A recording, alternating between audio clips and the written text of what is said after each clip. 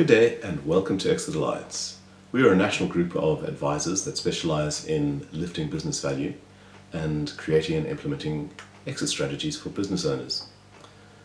We do this so that the business owner can easily transition to the next phase of their lives, whether that be a new venture, a new business, or retirement. In this short series of video clips, we attempt to answer a number of questions around exit planning and lifting business value. Today's question is: will my business sell? That's often a question that we are asked, especially when we've explained the content of an article that appeared in the Australian Financial Review on Tuesday the 25th of February. It's from PwC, and in that they analysed the Australian business market, and they came up with a figure of 1.4 million owners are going to retire over the next 10 years. This is primarily baby boomers, but it could be people that are slightly older that have been holding back because of the GFC. But the net impact is that you've got this huge supply of businesses that are coming up, and they'll be selling to a much smaller pool of buyers. The impact of this, of course, is one of supply and demand, and that leads to the next aspect of the equation, because supply and demand, if there's excess supply, it means that the prices go low. And that's what this particular point is made. This particular person in the article is quoted as saying that he expected his business to be worth about $5 million. In fact, it was close to zero. So that was a shock. But more than that, why was it close to zero? Simply because they were not ready for the actual sale price, and they weren't ready to sell. So the question then comes, will my business sell at all? I'm going to turn that question around. If you were buying a business, what would you look for in that business? Well, in the workshops that we've done, this is one of the key attributes that comes up time and time again: stable, sustainable cash flow. The word predictable is absolutely important, because in a number of these workshops it's been made that the cash flow doesn't have to be positive every single month, but it has to be predictable. So when it does go negative, you have the contingency plans in place to allow for that and to manage that process, but you can predict when it's going to go negative, and you can predict when it's going to go positive. Profit margins. Well, a business without profits just isn't going to sell at all. It's worth less than the asset value. Stable management team and quality workforce. That under management aspect is so important to expand the potential pool of buyers. It just makes it so much more desirable if you have a business team that is under management, stable, and working at a high level. A high performance team is an incredibly desirable aspect in a business. Systems and procedures. This means that there's been work done on the business, and you've had the opportunity to document what you do and be able to pass it on. Again, something that says that I'm not reliant on you, the previous business owner, to make this happen. That's why it's just so important to have it in place. Similarly, repeat, recurring, and diverse customers. To have a single customer or a single group of customers responsible for more than 30% of your business implies that your business is at extreme risk. So if something happens with that customer or that group of customers, your revenue base is cut totally. So you need to review what is happening there, and you need to broaden your customer base. Why is this important? It all comes down to CapEx and levels of expenditure. If a person is buying your business, the typical scenario is that they've actually stretched themselves to the limit. So the last thing they want is to have to spend more money on updating the processes, procedures, and systems and equipment. So it doesn't mean to say that it has to be absolutely the latest equipment, but it has to be equipment and software and facilities such that the new buyer does not have to spend money on replacing them within the next couple of years. And of course, reliable records. This is just so critical, because if your records aren't reliable, and in a due diligence this comes out, and believe me, it will come out, the impact of this is that the business owner or the buyer says, I can't trust this business owner. Therefore, what is going to happen? I can't trust anything else in this business. And if they do buy the business, it's going to be at a lot lower price than what was expected. This realistic, detailed growth plan and the potential to achieve it, it makes the business rare. It makes it desirable, highly desirable, because you've got something that is proven, especially in relationship to all the other points that we've covered, and you've got growth. So the buyer is actually not buying the past performance as much as he was buying the future for himself. And so to have that detailed growth plan makes it that much more attractive and that less risky for him. Of course, product diversity is another aspect of risk management. And then, of course, the final one, lack of reliance on the owners to generate revenue. On a scale of 1 to 10, this is perhaps absolutely a 10 as totally important perception in the business buyer's minds, because if they don't have the ability to extract the current owner out of the business, and the business is reliant on that current owner, it just is not an attractive business. This is very often the deal breaker. So, to summarize, this is actually a quotation extracted from an email that I received on the 22nd of September, and it says, if you've been looking for a business, you'll understand how rare it is to have a fully managed business with a proven track record and growth potential. Now, this comes from a business broker in Perth, and yes, he was trying to spruik a particular business, but the fact is, what is said covers all those points that we've actually just put in place. So when you look at this, you realize this, in an essence, in a nutshell, is what makes a business desirable.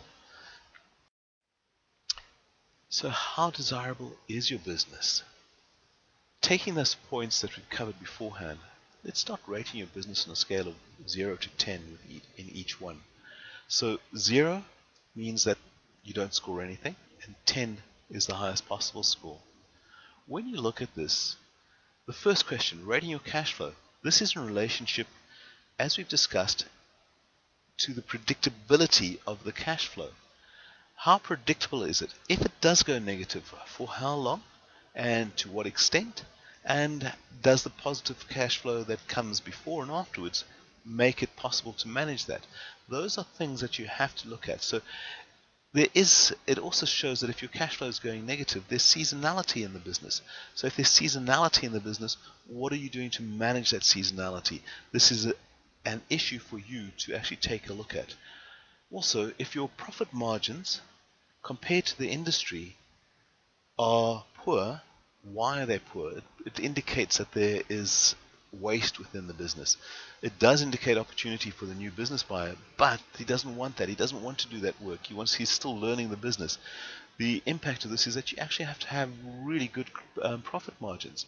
Not only does that improve your price, it actually improves the multiplier that you get. So it's a double whammy if these are poor. You really have to look at both your profit margins and your cash flow compared to your industry.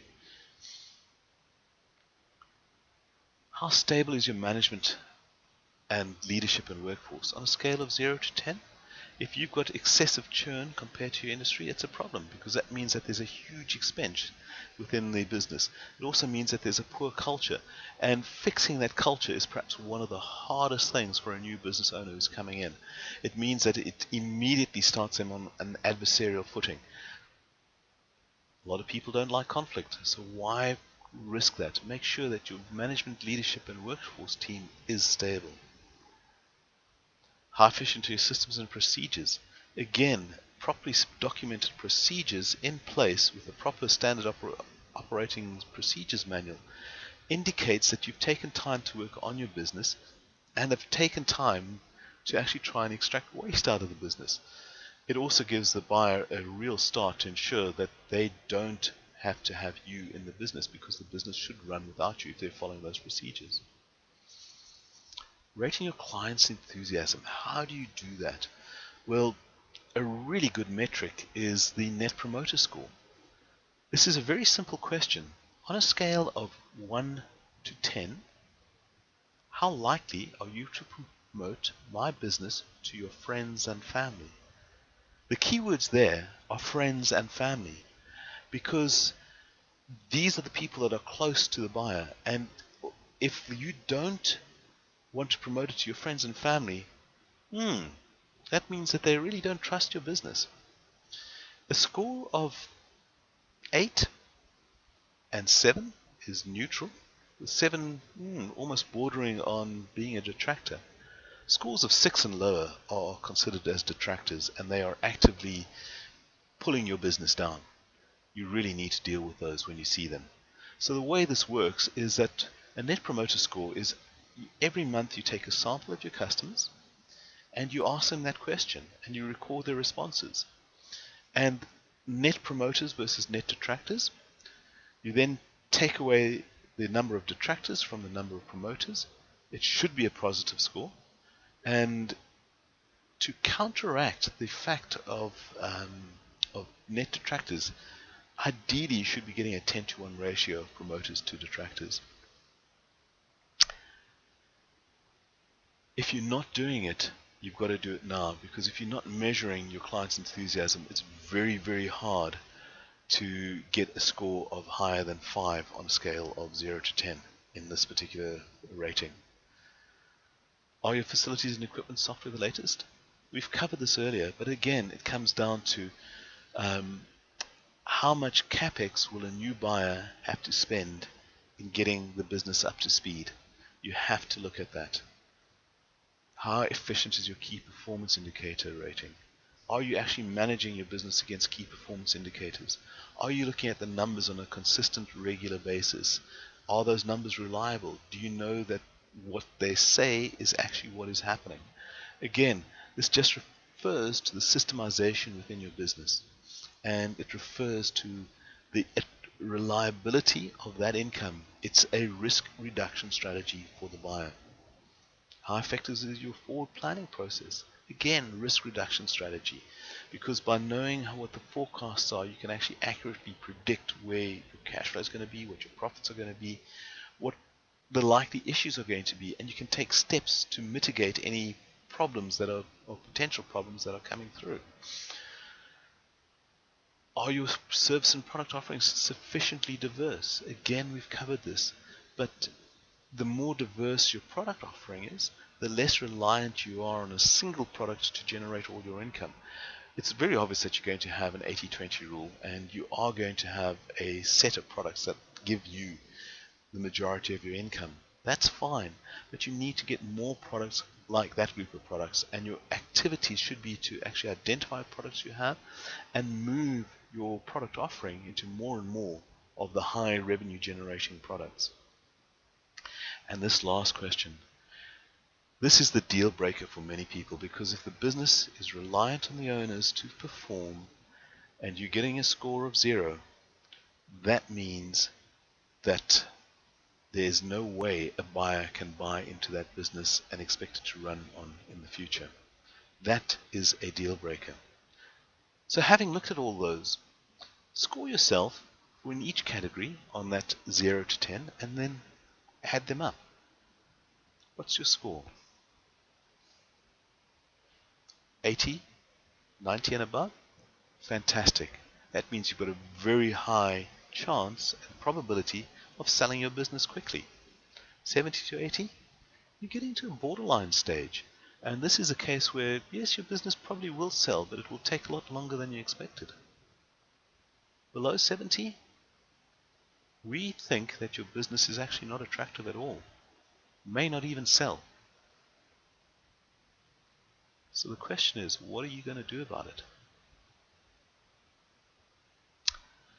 Well, we believe that if you do put in a formal exit plan and start formulating a strategy for an exit, you actually start attacking all of these activities, and you actually start getting something right, and you start making your business attractive to buyers. But there are some additional benefits. And these benefits of becoming a desirable business: you get a higher income through better sales, marketing, and systems, and attacking waste within your business. You have more time for yourself because you've started delegating. You have the systems and procedures. You don't have to fight fires as much. And of course, there's peace of mind. Peace of mind comes through from a whole range of things, knowing that all your compliance issues are taken care of, as well as also knowing that if you have done all this, you have a higher income, which means that if there are some nasty surprises, you have the resources available to deal with those. So, in conclusion, you need to make yourself a desirable business. It really does benefit you. So the question once again is, how desirable is your business? Thank you for watching. And if you ever need to lift your business value or create an exit strategy, Exit Alliance has the tools, the resources, and the connections to make it happen.